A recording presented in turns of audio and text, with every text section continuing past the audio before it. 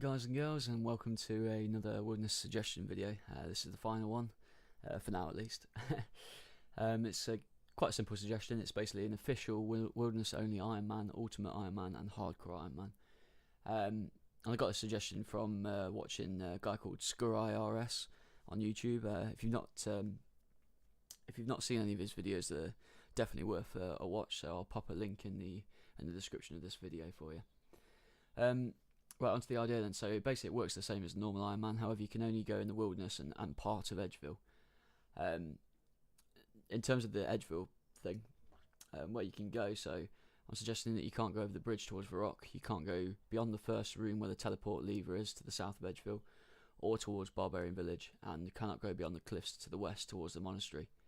However, this could be expanded, and maybe it could work a bit like a PvP world where your only safe spot is the actual bank, and you can be attacked anywhere else. Instead of the Ironman skull, the Ironman icon, you could have a skull icon next to your name. So there'd be obviously a grey skull, a white skull, and a red skull, depending on what type of Ironman you are. And you can only use Edgeville and Mage Bank banks, unless you're an Ultimate Ironman, of course, in which case you can't use any.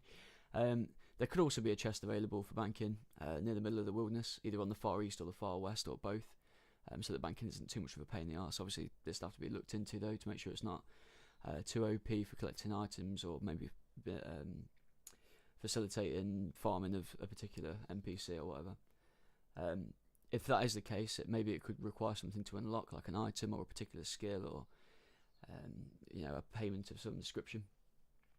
And speaking of unlocking, so unlocking quests, items and skills. So as a Wilderness Ironman, you'll obviously probably most likely want to be PKing at some point down the line. So in order to give you a fighting chance, you'll definitely need to be able to unlock some of the items that you wouldn't otherwise be able to get from just being in the wilderness all the time. As well as items, some skills such as herb lore and agility are either impossible, because obviously the herb lore requires a quest, or very difficult in agility's case. So in order to unlock them, there's a couple of ways you could do this. So you could have to do something significant in the wilderness. So it could be getting a particular level or levels, or a particular item from a difficult NPC, or killing a particular NPC once or a certain amount of times.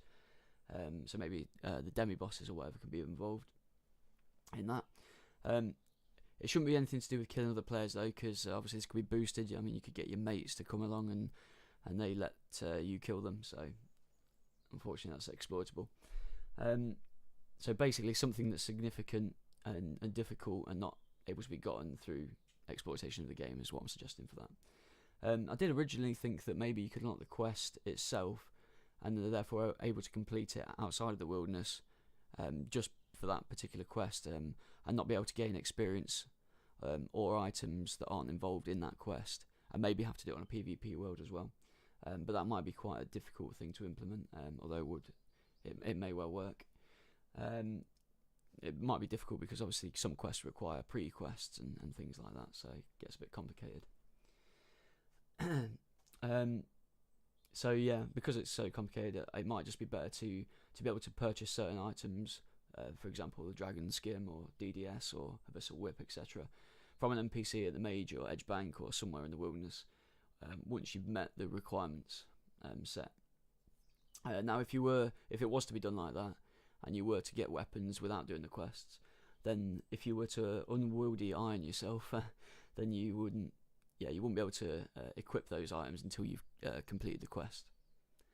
Another thing that I thought would be really interesting is if the high scores were split into, it had an extra column, so not only could you see the levels as normal, but you could also see the maximum time a player has survived, minus time in safe areas such as banks, of course. So it'd be good to be able to reorder the high score by clicking either on the levels or the time, and that way you could see who's top in terms of skills and levels, and who's top in terms of survival skills, basically.